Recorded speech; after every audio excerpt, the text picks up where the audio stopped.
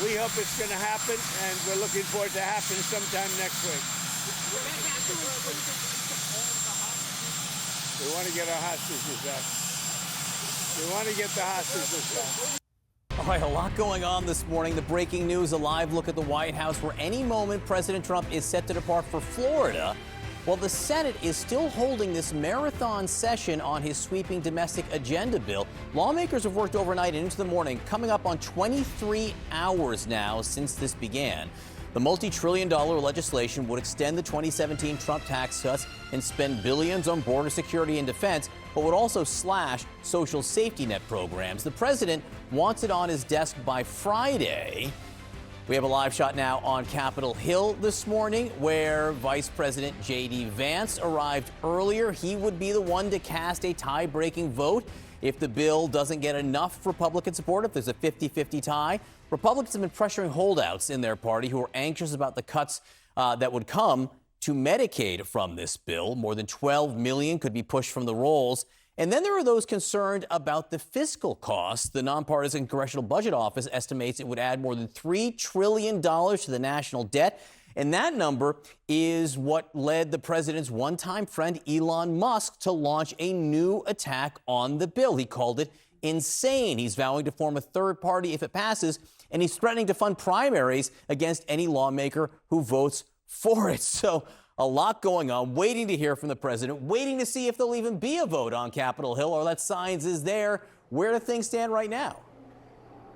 Well, John, senators have pulled this all-nighter, and there is still no end in sight when it comes to a final passage vote on President Trump's domestic policy agenda bill. Now, Vice President J.D. Vance has spent the morning up here on Capitol Hill. He was asked by reporters if he thinks they will be able to get this across the finish line today, and he said, "We're gonna find out." Now, it all comes as this is really a top priority for the president and his team, as this would implement much of his domestic policy priorities in the second term. But there are still a number of hurdles that need to be cleared. The Senate has been voting now for close to 23 hours on amendments to the bill. There have been 3 that have passed so far that have included or been related to AI regulations, unemployment benefits, and Medicaid. But there are still a number of key amendments we are watching out for. One of those is from Senator Rick Scott of Florida, who wants to reduce the federal matching rate for states that had expanded Medicaid under President Obama.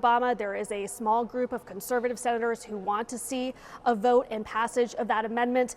A lot of attention is also being paid to Senator Susan Collins, who has yet to say how she will vote. And then there is Senator Lisa Murkowski of Alaska. Several provisions that would have benefited her home state were struck out by the parliamentarian. So there's a big question mark about whether she will vote in favor of this bill. We've actually seen Senate leadership huddling in the back of the Senate chamber with her over the course of the past hour. Now, as these senators have been up all night, they've used various tactics to try to stay awake. Coffee, energy drinks. I saw one senator as I was walking over here with a breakfast sandwich and coffee in hand. Senator Tom Tillis actually was playing a game of hide and seek with his family, who was watching while they are on vacation.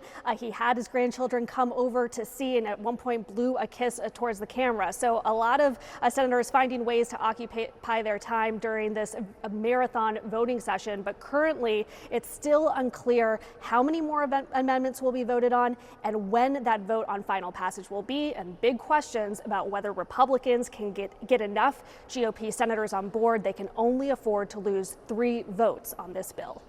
Yeah, well, we're looking for any sign of progress there. I just saw the Senate Majority Leader John Thune walk across the Senate floor with purpose. Oh, there he is right now. What does it mean? We just don't know. Trying to discern the meaning behind all of this. Arlette Saenz on Capitol Hill, thank you very much. Kate. And he just touched his brow. What does that mean? He's pointing to and fro right there. John Thune likes to count the seats and make sure he knows who's here and who's absent. He's also a very fit man, so he's probably just trying to get his steps in. Yeah, but now he's leaving. And again, walking out of the chamber right there. So I see Tommy Tuberville. I mean, we could do this all day. Yeah. Tommy Tuberville taking over the seat. What's going to happen here? If he sits quickly, does that mean progress? If he sits slowly, I don't know. Is he just getting a squat in? I don't know. And what does it mean for Auburn football? That, of course, remains the biggest question of all. As you can see, we have just too much time on our hands here. Let's move to this. It also is all related. This morning, the Trump-Elon Musk feud is back on. As lawmakers worked, as we've now been talking about overnight, the president worked to social media, hitting back at Musk. In a late-night post, Trump suggested that DOJ should investigate federal money that Musk's companies have received, writing and at one point that Elon may get more subsidy than any human being in history by far. And without subsidies, Elon would probably have to close up shop. Perhaps we should have DOJ take a good hard look.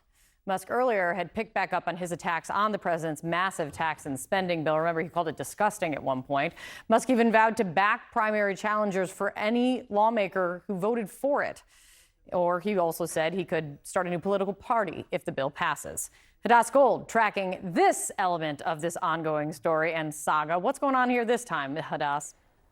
Yeah, Kate, this is significant because this is the first and starkest political threat that Elon Musk has made about his political future. We were waiting. There's lots of questions. What will Elon Musk really do going forward in the midterms? Remember, he had said he was going to kind of step away from the political spending. And it should be taken seriously because when Elon Musk gets laser focused, gets obsessed with something, he has the willpower and he has the funds to get it done.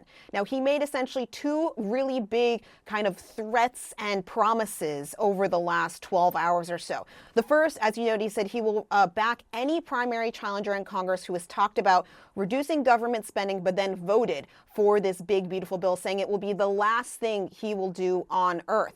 Look at this poster that he said will feature the face of any member of Congress who does this. It shows Pinocchio in flames and saying this is what people will see as they go to vote. And he's already declared the first candidate that he will be backing up. That will be, of course, Representative Massey. Massey was one of the two Republicans, of course, to vote against the House version of this bill last month. And he has been President Trump's #1 target so far for Republican primaries going forward. So that, again, puts him on the opposite end of the spectrum for President Trump once again. And then he did promise this. He said that he will create a new political party called the America Party. Remember, his political action committee is called the American PAC. He says if this insane spending bill passes, the America Party will be formed the next day. Our country needs an alternative to the Democrat-Republican uniparty so that the people actually have a voice. This is a significant change to Musk's plan. Remember, he spent more than $275 million to back President Donald Trump, as well as other Republicans running last year. He had promised something like $100 million to President Trump's outside groups ahead of the 2026 midterms. And just as recently as March, according to FEC filings, his PAC had supported Republican candidates in Florida. I should note also, Tesla investors, they do not want this. We saw President Trump already threatened Elon Musk, saying that he might even put DOJ, Elon Musk's own creation, against him. Tesla investors do not want this. They wanted Elon Musk out of politics, focusing on his companies. The robo-taxi just launched. There's a lot of things going on with SpaceX, but it seems as though Elon Musk is not going to give this up. Kate. Let us stand by and see where this heads now. It's great to see you, Hadass. As we speak, he continues to post on X. So things are changing by the minute here. Hadass, thank you so much. Sarah. All right, from the voter-rama to the fighter-rama. Joining me now are CNN political commentator Bakari Sellers and Maury Gillespie, the former press advisor to Republican House Speaker John Boehner. All right, let me start with you, Maury. This is a question that I think is on a lot of people's minds. You see this fight, right, going back and forth with Elon Musk and Donald Trump. Are Republicans more afraid of Donald Trump, Elon Musk, or their own constituents? I mean, this is really childish, but it wasn't just a few months ago that Elon Musk said if any member or senator who stands in the way of Trump's agenda will be primaried. Mm-hmm. So now it's if anyone who stands in the way of this Trump's agenda, if they don't stand in the way of it, they're going to be primaried. I mean, he may change his mind in a month. So it's really hard to say. I don't think Elon Musk is their threat. However, if Donald Trump's not going to show up for them in their primaries, in their reelection bids in 2026, then it's their constituents they should be most afraid of, because that's what Trump is a lame duck president. He has not been really keen to go out. What is he going to do? Go out for every single House race that's at jeopardy here? It's a lot. It's a lot. So I think it's their constituents they should be most afraid of here. Bakari, what does this say about the money in politics and these two men going back and forth? Or is this about something different?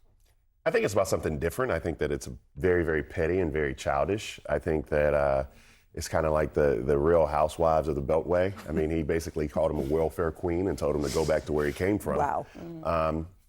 But But I mean, when you juxtapose that against the fact that, like in my home state of South Carolina, 220,000 people will be kicked off of Medicaid in the Affordable Care Act, or in North Carolina, 600,000 people are going to lose insurance coverage. When you juxtapose it against the people who are going to lose SNAP benefits and health insurance, it looks really, really small. Democrats have always said that Donald Trump's a very small man.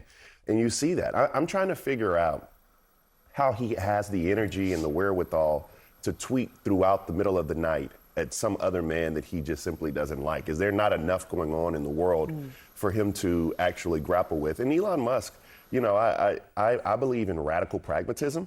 And so I want to destroy this bill just as much as Elon Musk. So the enemy of my enemy is my friend. And I guess I'll take Elon Musk in this battle. Interesting. Maura, Senator Mark Warner, I want to show you what he said. He said, I'm tired of my Republican colleagues telling me in private how they feel about this terrible bill. It's time to vote like it. So what do you make of this sort of quiet talk that Mark Warner is talking about, and whether or not that's ever going to translate? Because we have heard this before, and they still pass the agenda. I'd say we've been hearing it for 10 years. I mean, ever really since Donald Trump got on the political scene. I've listened to Republicans, my former colleagues, friends of mine, complain, and yet they just go out and say, we're doing the people's work. We are going to make America great again. And they continue to purport what he wants them to say, just to stay in his good graces.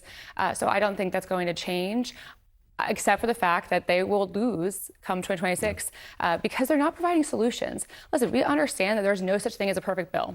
This bill by far is not perfect, right? There's lots of problems in it. But our debt's also a problem. These programs, Social Security, Medicare, Medicaid, they're also ballooning costs. Medicare itself, which they're not talking about because insurance companies put in a lot of lobbying money to make sure that the Medicare Advantage and other programs stay safe. So that's not even being talked about right now. But we need to come up with solutions. We elect members of Congress to come up with solutions. And instead what we're watching is a childish Twitter battle and just truly taking a sledgehammer to programs that need a scalpel. And that's my biggest concern right now. Bakari, Senate Republicans are saying by voting no, and they're putting this on Democrats, that every single Democrat is going to vote to raise taxes. It will hurt people. It will hurt small businesses.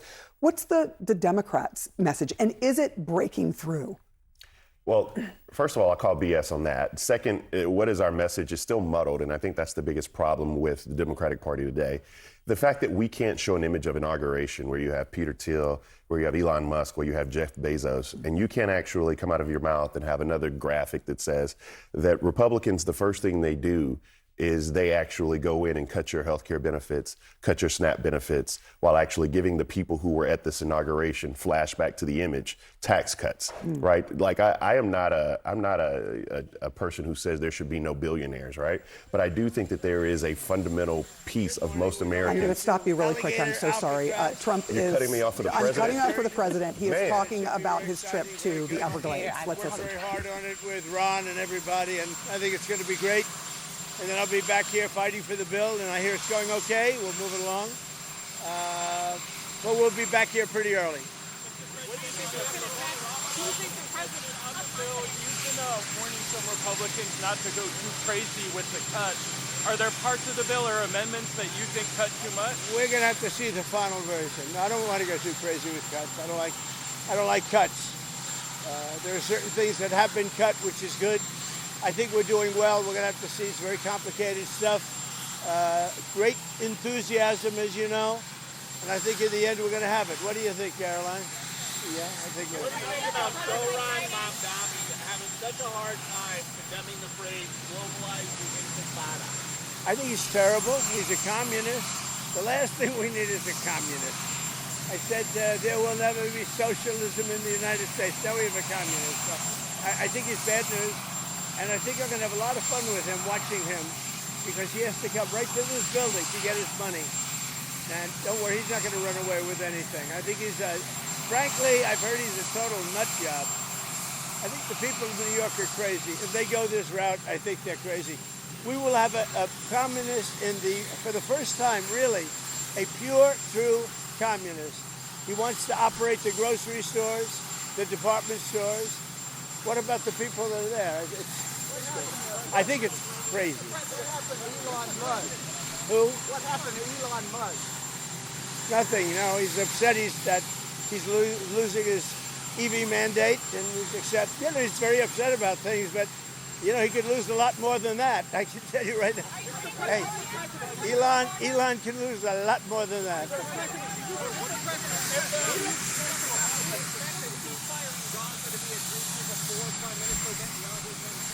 We hope it's going to happen, and we're looking forward to happening sometime next week. We want to get our hostages back. We want to get the hostages back. What if the big beautiful bill doesn't pass? You have to go through item by item by item and pass this stuff one at a time, or are you just going to try again? I think we're going to get there. It's tough. We're trying to break it down so it's really good for the country. Trying to get a lot for everybody, and it's a big bill. And smaller bills would have been easy, but they wouldn't have been as good. I think it's going to do okay. And with the alligator Alcatraz, is the idea that if some illegal immigrant escapes, they just get eaten by an alligator or a snake or something? I guess that's the concept. This is not a nice business. I guess that's the concept. If snakes are fast, but alligators are, we're going to teach them how to run away from an alligator, okay? If they escape prison, how to run away. Don't run in a straight line. Run like this. And you know what? Your chances go up about 1%. Okay? Not a good thing. What are you going to talk to Netanyahu about next Monday? Well, he's coming here. We're going to talk about a lot of things. We're going to talk about the great success we had. I mean, we had an incredible, in Iran, we had an incredible success. Like really nobody's had in many, many years. That was a precision war strike, and the word obliteration can now be used because the Atomic Energy Commission said you can't even get into the place. It was demolished. It was really demolished. It was a great, brilliant strike, and how to go forward. We're also going to talk about Gaza. We want to get the rest. We got a lot of hostages back, but we're going to talk about Gaza. I don't know. I think we'll have to take a look. We might have to put Doge on Elon. You know what Doge is? Doge is the monster that might have to go back and eat Elon. Wouldn't that be terrible? He gets a lot of subsidies, Peter. But Elon's very upset that the EV mandate is going to be terminated. And you know what? When you look at it, not everybody wants an electric car. I don't want an electric car. I want to have maybe gasoline, maybe electric, maybe a hybrid, maybe someday a hydrogen. If you have a hydrogen car, it has one problem. It blows up, So I'm going to give that one to Peter. I'm going to let Peter test it out. The hydrogen cars, and when they blow up, it's serious. They find you 5 blocks away. It's not good. How are the main talks going? Are there any countries we can expect to see before the July 9th deadline? Everything's going well. Honestly, everything. This is very complicated because it's very big, a lot of different areas. Look, the Republicans have their heart in it. The Democrats they just want to destroy our country. A Democrat wants to destroy the country. They won't vote on it. They don't vote on anything. This is the biggest tax cut in history. Everything is the biggest in history. It's the best bill we've ever had. We can't get one Democrat vote. When do you think you'll get final? When do you think you'll get final? Nice guy, Peter. What do you think? Very nice guy. When do you think you'll get final passage of the bill? Hopefully soon. Hopefully today, if we can. Final passage. When I say final is let's take Senate at a time, okay? But I think Senate could be today, and we go over to the House. And what about Senator Murkowski? Is there any way to placate her? Who knows? You tell me. You tell me. Is there? Alaska's done so well with me. There's never been a president better to Alaska than me. But it doesn't mean people appreciate it. Have a good time.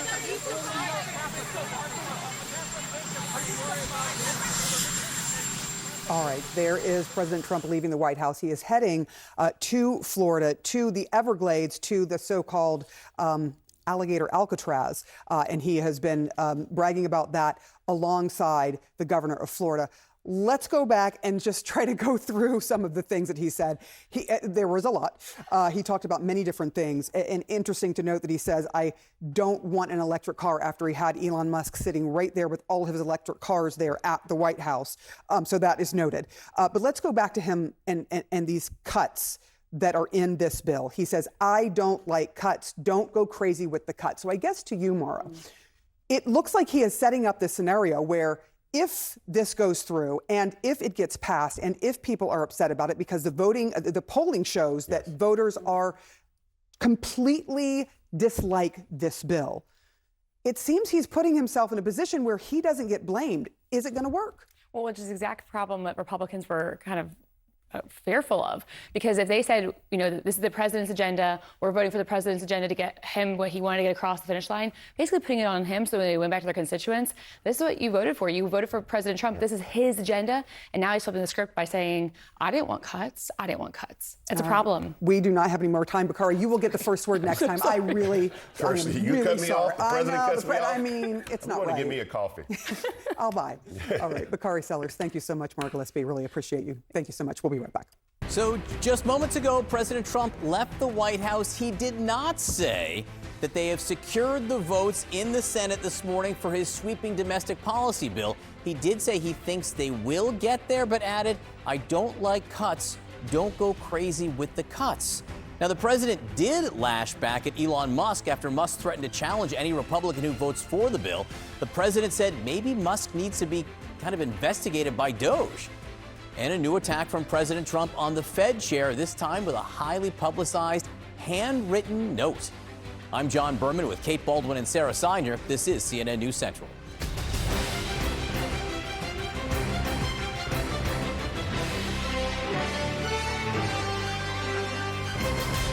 Breaking news this morning. Just a short time ago, President Trump departing for Florida and saying when it comes to Medicaid, he does not like cuts, and he warned Republicans not to go crazy with them, while at the same time demanding they pass a bill that makes major cuts to the health care program.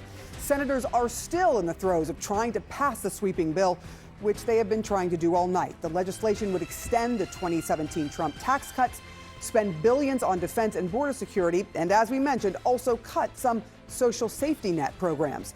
A live look at the Senate floor for you now, where lawmakers this morning have cast their 45th vote in a row on Trump's mega bill. That's a new record for this type of session. Republicans are pressuring holdouts in their party who are worried about the cuts the bill would make to Medicaid. Nearly 12 million people could be pushed from those Medicaid rolls, and there are also concerns about the cost. The nonpartisan Congressional Budget Office estimates this would add more than $3 trillion to the national debt. The price tag led Elon Musk, the president's one-time ally, to launch a new attack on the bill. He called it insane and is now threatening to primary any lawmaker who votes for it. The president responded to Musk earlier. He's upset that he's losing his EV mandate, and he's very upset about things, but he could lose a lot more than that. I can tell you right now. Hey, Elon can lose a lot more than that. I don't know. I think we'll have to take a look. We might have to put DOJ on Elon. You know what DOJ is? DOJ is the monster that might have to go back and eat Elon. Wouldn't that be terrible? How times have changed. CNN's Arlette Saenz is at the Capitol this morning, where the vote-a-rama is still ongoing. What are you learning? Well, Sarah, the Senate's about to hit the 24-hour mark in that marathon voting session on President Trump's domestic agenda bill. Now, the president, as he was speaking to reporters at the White House, said that he would be open to potentially shifting that July 4th deadline, which this is this coming Friday. There is still a lot of work that both the Senate and then the House would need to do in order to get this bill passed. Vice President J.D. Vance has been up here on Capitol Hill this morning as they are trying to push this bill across the finish line. deadline. He told reporters we're going to see whether they can get that done today. Now, these senators have been working around the clock voting on these amendments, but there are a few key senators to keep in mind. We learned just a short while ago that Senator Rick Scott had proposed an amendment relating to the federal share of Medicaid payments, that amendment will no longer be voted on. There is also a lot of attention being paid to Senator Susan Collins and where she will land on final passage of this bill. And then there's Senator Lisa Murkowski of Alaska. Senate leadership was actually huddling with her on the back of the Senate floor for quite some time, a bit earlier this morning, and in another instance overnight. There have been some provisions that would have benefited her state that have been struck from this bill. One of those coming overnight from the Senate parliamentarian who ruled that one provision relating to Medicaid that would have affected Alaska could not be included, though they did allow for a carve out on food stamps. So senators are trying to work Murkowski as they need to hold together this GOP caucus. The Senate can only afford to lose 3 Republican votes on this bill. You've already seen Senator Tom Tillis and Senator Rand Paul vote no over the weekend on advancing this bill. So they're trying to work with this very tight math. Now, overnight, these senators have been finding ways to occupy themselves. You've seen senators walking around with either coffee or energy drinks in between votes. Senator Tom Tillis even playing a game of hide and seek with his family members who are watching on TV. So this is all some of the things that senators have been trying to do to keep themselves occupied as this grinding vote continues. And we'll see in a matter of time whether Republicans will have the votes for final passage of this bill in the Senate. And if it passes in the Senate, it still has to go over to the House.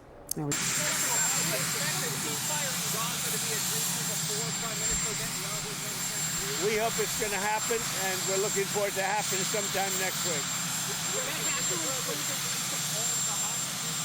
We want to get our hostages back. We want to get the hostages back. That was President Trump on the White House lawn moments ago, talking about a range of issues, including Elon Musk and his agenda working its way through Congress, but also saying there he hopes a ceasefire deal in Gaza is reached sometime next week. Earlier this morning in Jerusalem, Prime Minister Benjamin Netanyahu confirmed he'll be in Washington early next week to meet with President Trump, members of his cabinet, and members of Congress. Speaking to Israeli government officials, Netanyahu said next week's meetings, quote, come in the wake of the great victory we achieved in Operation Rising Lion. The prime minister there referring to last month's airstrikes in Iran. Ed Luce, your initial reactions to the way that Trump is talking about this against the backdrop of Netanyahu once again coming to Washington to meet with him? Well, I think for the first time, probably since he was inaugurated for his second term, Trump feels like he's got the upper hand with Netanyahu. He's done this one and done, what he calls this one and done airstrikes to end what he calls the 12-day war, and made very clear that that's his price for coming in on the side of Netanyahu. And Netanyahu has submitted to this ceasefire. I mean, he might well have actually needed it. A lot of Iranian missiles were beginning to get through. So it might to some degree be a relief, but he cannot treat Trump the way he treated Biden or other presidents, because Trump has come in and delivered. And so Trump has leverage, and it might well result in a hostage deal next week. Netanyahu's now riding so high, he can probably look at a fall general election and winning it. Therefore, another get-out-of-jail-free card. So, literally. Yeah. Literally a get-out-of-jail-free card, because people forget. Prior to October 7th, that very perilous and fateful day of that terrorist attack, Netanyahu was going to jail. He was facing, there are other, I know it seems like a foreign concept here in America to have your the head of state be on trial and then potentially be convicted. But that is what was going to happen to Netanyahu. And at every single turn, he has done what he has needed to do to preserve himself, sometimes, in my opinion, at the expense of what some of the people in Israel would want. But at this point, memories are short in politics all across the country. Some folks may have forgotten that Netanyahu at one point didn't look like he was prioritizing bringing back the hostages who were still being held in Gaza alive. But at this point, what I think Israelis see is that, Netanyahu has masterfully orchestrated this entire last couple of months. Now, on Trump, I will note, though, I think that Trump got played by Netanyahu a little bit, but Netanyahu's not going to say that. many presidents have resisted what Donald Trump leaned into where Netanyahu was concerned. From Biden to Obama to even Bush.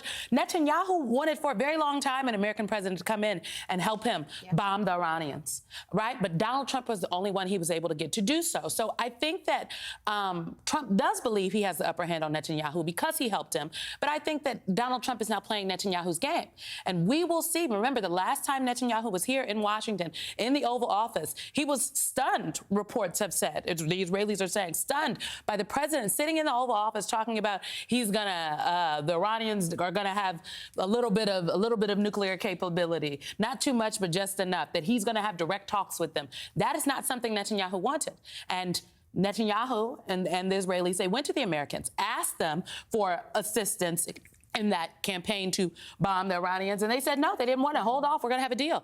And Netanyahu went forward anyway, forced the Americans' hands, and we are where we are right now. And killed some of the negotiators. Exactly. Killed the key negotiator. Decapitation. That's exactly right. And we watched this really fascinating, quite swift shift from the Trump administration. Initially, Secretary of State Marco Rubio coming out saying, no, this was Israel alone. We had nothing to do with this. And then, of course, you saw Trump stray away from the diplomatic tactics that he had been leaning into that had caused such reported tension between him and Netanyahu. And now we see where this sort of reset playing field is.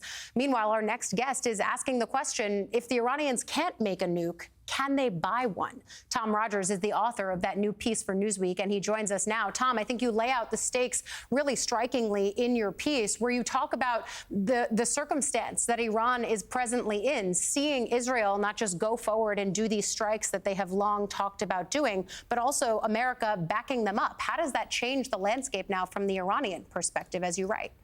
Well, the Iranians clearly have more incentive than ever to get a nuclear bomb.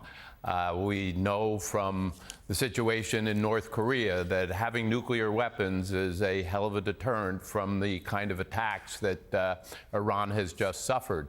And I've heard all the experts, and I am by no means an expert on this subject, talk about all the issues of, are there centrifuges left? How long would it take for an actual weapon to be built? How long has the setback of Iran's nuclear program been?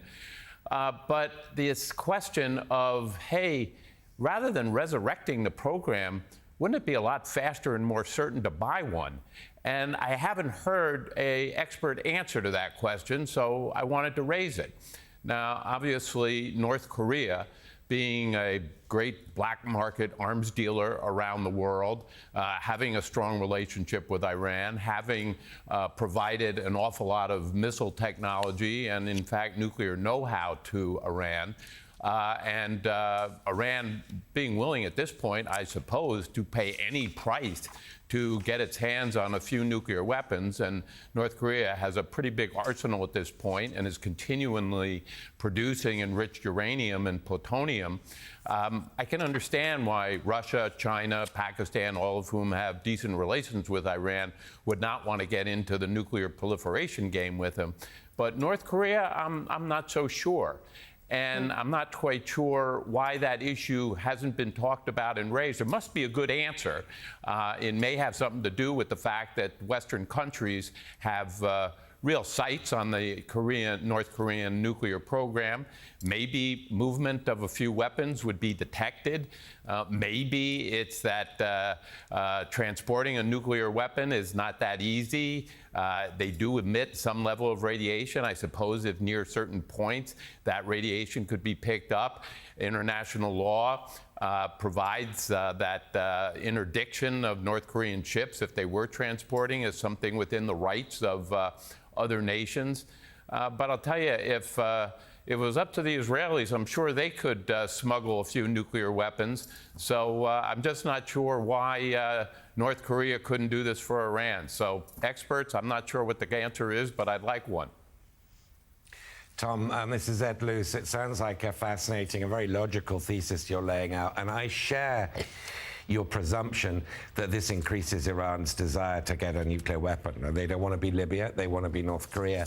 That said, it's quite a complex thing, not just to buy a nuclear weapon undetected, but the launch vehicles and to get enough of them to make it worthwhile. Aren't there other temptations potentially arising here for Iran, such as getting chemical weapons, getting biological weapons, getting other kinds of lethal, terrifying deterrents in this while they feel their backs against the wall? Well, I think that's a good point as well. And you're right, simply getting nuclear technology without the warhead and launch capability doesn't necessarily provide the kind of disincentive that Iran is looking for. But I'm not sure North Korea couldn't provide all and any of that. And clearly, Iran is a party to a non-proliferation treaty. In the scheme of things, I'm not sure that would matter very much. So there does seem to be this whole black market acquisition of nuclear and, as you say, biological weapons that could create an enormous problem for Israel and the United States, with the incentive never being bigger from Iran to do something. And it's got to seem, I think, easier than the resurrection of this program and what would probably be additional bombing if it was going to be reconstituted.